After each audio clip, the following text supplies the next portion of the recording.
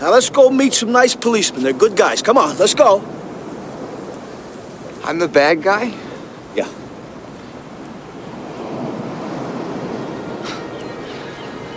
How'd that happen?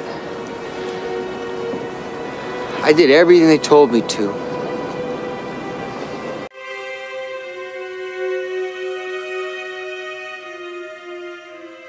Falling Down is a 1993 psychological drama thriller film directed by Joel Schumacher that would receive positive reviews, find box office success, and would become known in the 21st century as a classic film. Michael Douglas stars as William Foster, dressed in a white short-sleeve dress shirt, black dress pants, donning a crew cut. Foster is stuck in traffic on a very hot morning in Los Angeles, California. With his air conditioning not working, he decides to abandon his car and begins walking with nothing other than his briefcase in his hand. Another nearby motorist, Los Angeles robbery detective Sergeant Martin Prendergast, played by Robert Duvall, offers help to a California highway patrolman to push Foster's abandoned car off the road. You push, I'll steer. You're lucky you caught me today. I am? Yeah, today's my last day as a cop. Lucky me. Yeah. Whoa! Hey, don't touch it! Don't touch it! Just get this lane moving. Okay, sorry. In the meantime, Foster calls his ex-wife Beth Trevino, played by Barbara Hershey, as she prepares for their daughter Adele's birthday party. Realizing he's running out of change for the payphone, he heads to a convenience store and meets its Korean owner Mr. Lee, played by Michael Paul Chan. After agreeing to buy a can of Coke to receive change, Foster scoffs at the owner's lack of courtesy and his inflated prices. 85 cents. What? 85 cents. I don't understand. 85 cents. 85 cents. 85 cents. That doesn't give me enough money for the phone call. I'll give you 50 cents, you give me 50 cents change. No way. Yes, way. Drink, 85 cents. You pay or go. What's a phi? I don't understand a phi. There's a V in the word. It's five. You don't got V's in China? Not Chinese. I'm Korean. Whatever. You come to my country, you take my money, you don't even have the grace to learn how to speak my language? Foster then grabs Mr. Lee's baseball bat and destroys several items of merchandise that he finds overpriced. Take the money!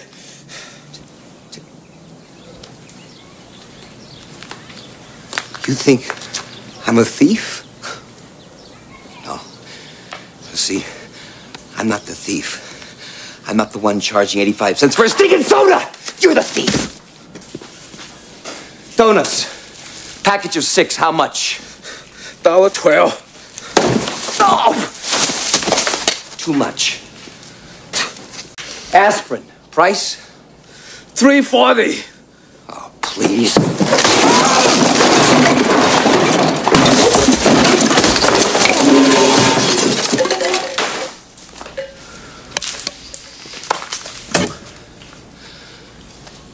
One soda. 12 ounces. 50 cents. Sold. While resting on a hill, he is then harassed by 2 Mexican gang members who threaten him with a knife. What you doing, mister? Nothing? Yes, you are. You're trespassing on private property. Trespassing? Loitering too, man. That's right, you're loitering too. I didn't see any signs. What you call that? Graffiti? No, man. That's not fucking graffiti. That's a sign. He can't read it, man. I'll read it for you. It says this is fucking private property. No fucking trespassing. This means fucking you. It says all that? Yeah. Well, maybe he wrote it in fucking English. I could fucking understand it. And demand his briefcase. Give us your briefcase, man. I'm not giving you my goddamn briefcase. Motherfucker, give us your motherfucking briefcase. Okay. You want my briefcase? Here's my briefcase! Here's my briefcase, huh? Wait a minute! Wait! Here! Get up! Here! Hey! Where you going, huh? Where you going? You forgot the briefcase! You forgot the briefcase!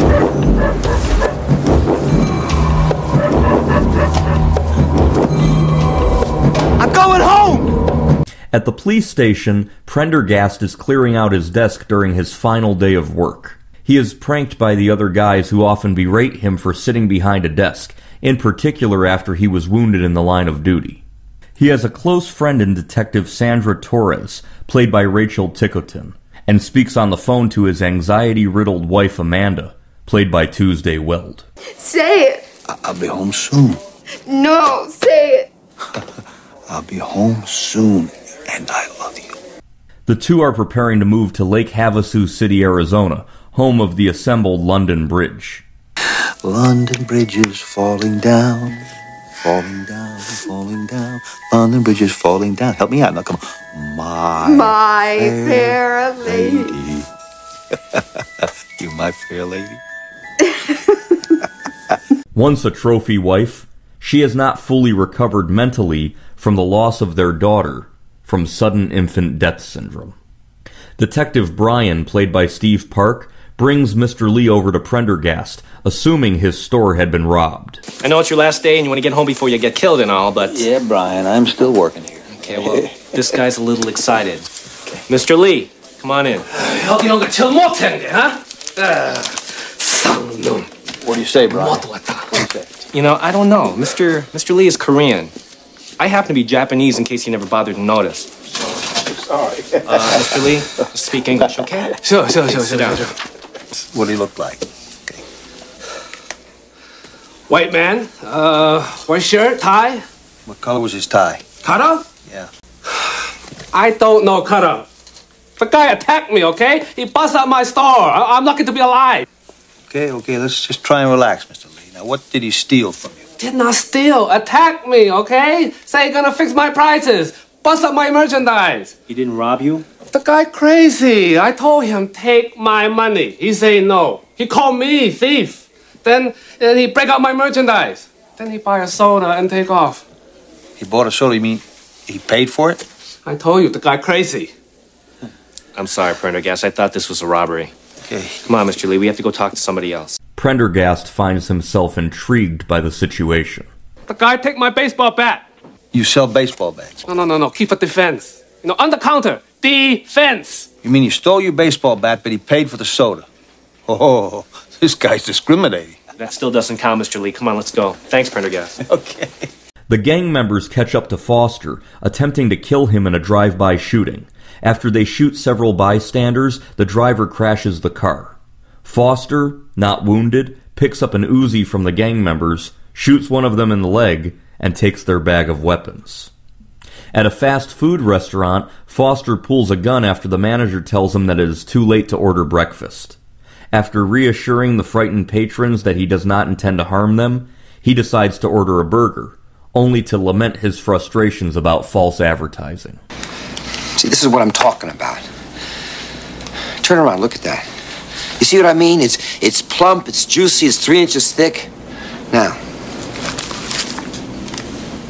look at this sorry, miserable, squashed thing. Can anybody tell me what's wrong with this picture? Anybody?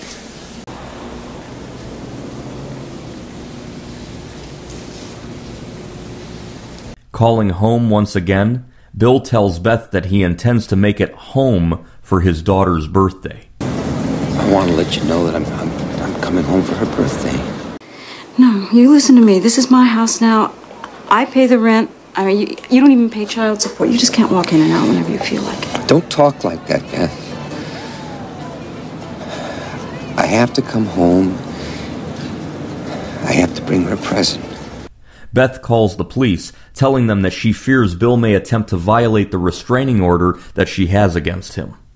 Prendergast continues to put the pieces together that Los Angeles may have a vigilante on its hands, while Foster finds himself face-to-face with a Nazi at a surplus store named Nick, played by Frederick Forrest. You know what was in this? Zyklon B. You remember what the Nazis had? Here. Why are you showing me this? I'm not. I'm with you. We're the same, you and me. We're the same, don't you see? We are not the same. I'm an American. You're a sick asshole. Torres and Prendergast head back to Mr. Lee's convenience store, and Prendergast recognizes a nearby billboard.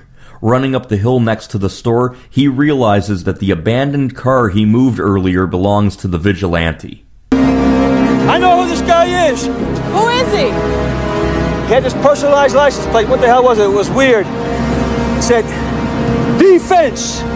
Defense? D-F-E-N-S. Defense. He said he was on his way home. Go check out his address. Okay. Yo, Mr. Yee. Defense! Visiting Foster's mother, played by Lois Smith, they learn that Bill Foster was fired a month earlier from his job working in the defense industry.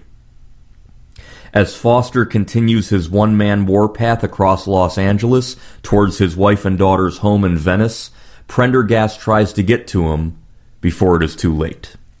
Director Joel Schumacher envisioned his friend Michael Douglas in the lead role. Michael Douglas had planned on taking a break from acting as he wanted to spend some time with his family. Douglas agreed to read the script after Schumacher urged him to, and Michael Douglas said it was one of the best scripts he had ever read, taking the role immediately. The presence of such a popular actor as the lead allowed the movie to get a much higher budget. Michael Douglas also agreed to take a much lower salary so that the film could have more money to be made. Jack Nicholson, Ed Harris, Robert De Niro, Alec Baldwin, Jeff Bridges, Nick Nolte, Mel Gibson, Michael Keaton, Robin Williams, Harrison Ford, Dustin Hoffman, and Al Pacino were all considered for the role of Defense. For the role of Prendergast, Gene Hackman, Walter Matthau, Sidney Poitier, Paul Newman, Jason Robards, and Jack Lemmon were considered. The movie was being shot on location in Linwood, California when the 1992 Los Angeles riots began. The tension surrounding the riots was something that the filmmakers deemed to have an effect on the finished movie. The movie was filmed from March to June of 1992. During the Whammy Burger scene, the woman working the counter, named Sheila, was played by actress Dee Dee Pfeiffer, sister to actress Michelle Pfeiffer. She had a hard time staying in character after Foster pulls out his gun, and his lines afterwards kept making her giggle and laugh. In the scene in which the drive-by car crashes, there is a mural of a Hispanic depiction of Jesus on the wall. This is the same mural that is present in the 1988 film Colors, which also starred Robert Duvall as a Los Angeles police officer. In the movie, Bill Foster is referred to as being in his late 30s, but Michael Douglas was 48 years old at the time the film was shot in 1992. Joel Schumacher had the idea of Michael Douglas's haircut being a 1950s crew cut style. Michael Douglas said it helped him get into the character of a veteran of the military or defense industry. He said, quote, "It gave me the feeling of the late 1950s and the early 1960s, and somehow my character, you kind of have the feeling that he came from another time, or he wished or he hoped for another time when things made more sense." End quote. At the time of its release, Michael Douglas's father, Kirk Douglas, considered this to be his son's best performance. Michael Douglas has stated that he considers this his personal favorite performance out of any movie he's ever been in. The man who is yelling about not being economically viable in front of the bank is wearing the exact same clothes as Foster. Even their tie pattern is the same. Don't forget me. The two bags that Bill Foster carry act as metaphors. The briefcase represents his responsible side, while the gym bag filled with guns represent his turn to disorganization and violence. He had an opportunity to give one of those bags to the bum, and he ultimately gives up his old life by giving up the briefcase. Released in February 1993, Falling Down grossed a total of $96 million on a budget of $25 million. This made Falling Down a substantial box office success. The Korean-American Coalition protested the film for its treatment of minorities as well as the South Korean grocer. Because of this and the boycott threats that followed, this movie was banned in South Korea. On February 26th, Bill Foster will abandon his car and decide he's had enough. Give me some money. Give us your briefcase. Of life in the 90s. You forgot the briefcase! Academy Award winner Michael Douglas and Academy Award winner Robert Duvall in the one movie critics say everyone will be talking about, Falling Down. Just standing up for my rights as a consumer. Rated R. Starts Friday, February 26th at a theater near you. Director Joel Schumacher had made many movies surrounding Generation X, including St. Elmo's Fire and Flatliners. But this film was clearly aimed at the baby boomer generation and their sense of loss as the decades of the latter half of the 20th century passed. At one point in the old home videos, you can see a Bush for President 1988 sign in the background. By the time this movie was filmed and when it took place, around 1992, Bush was president, but he was very unpopular and he was losing re-election that year. You see a negative poster of Bush's face at the park, showing the change in political culture from Foster's happier times in 1988 to his downfall 4 years later. It is true that by 1992-1993, that Ronald Reagan-George Bush Cold War era, where a person like the character of Bill Foster would have thrived, was over. The Cold War was over, the wall came down, and many people in the defense industry were seen as being obsolete in the new world of the 1990s. Now, it is obvious that Foster goes too far, but I do not consider him the antagonist of the film. Robert Duvall's character is obviously a protagonist, but I think Bill Foster represents more of an anti-hero than anything else. I find the character of the ex-wife to be aggravating and way too triggered. The cops busting Prendergast balls are assholes. And everybody from the gang members to the Korean store owner, they can all be seen as antagonists. I think one reason this movie works so well is that it takes a long time, almost until the end of the film, for the audience to stop sympathizing with Foster. When he shoots and wounds a police officer, and, as Robert Duvall's character says, was clearly going to kill his wife, daughter, and then himself. Before those events, you can sympathize with him. Angry at a rude foreign store owner? Sure. Angry at false advertising? Sure. Shooting a thug gang member in the leg? Why not? Killing a Nazi? Nobody would argue with that. Once he shoots the cop and heads towards his wife and daughter, that is the point of no return for the audience with their sympathy, but that allows for the film to nearly complete before you lose sympathy for the lead character. I first saw this film when I rented it around 2002, 2003, somewhere in there. And I remember I watched it with my father, and we were both left pretty blown away by the movie. If I recall, we kind of had a reaction of, what the hell did we just watch? If I had never watched the movie again after 2003, I would have never forgotten it. That's the kind of movie this is. During the 2010s and 2020s, Falling Down has taken on even greater acclaim, not only as some of the best work done by Michael Douglas and Robert Duvall, but as a very culturally topical film about the effects of cultural change on society. This film is a good movie to have discussions about, and it gets a 10-star rating from me. I highly recommend the 1993 classic, Falling Down.